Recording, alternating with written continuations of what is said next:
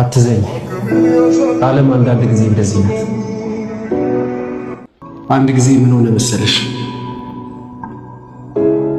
አንድ እርግብ ይርባትና ሐይቅ ዳርቻ ትወርዳለች። ሐይቁ ዳርቻ እንደደረሰች በለስ ይቀናትና አንድ አሳ ታጠምዳለች።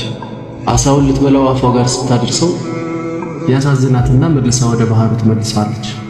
ከዛ እርግቧ የማታውቀው ስሜት ውስጧ ይፈጠርና በተደጋጋሚ ባህር ዳርቻው ጋር እየሄደች አሳውን ማየት ትጀምራለች። በእንደዚህ አይነት ሁኔታ ብዙ ጊዜ ከቆዩ በኋላ ተላመዱና ተፋቀሩ። ከዛም ኑሯቸውን በአንድ ላይ ለማድረግ ይፈልጉና ጎጆ መመስረት ይፈልጋሉ። ግራ ተጋቡ። ጎጆአቸውን የት ይቀርሱት? አሳው ከባህር ከወጣ ይሞታል። እርግቧ ደግሞ ውሃ ውስጥ መኖር አትችልም። ተሳዝኑ። አትዘኝ። ዓለም አንዳንድ ጊዜ እንደዚህ ናት።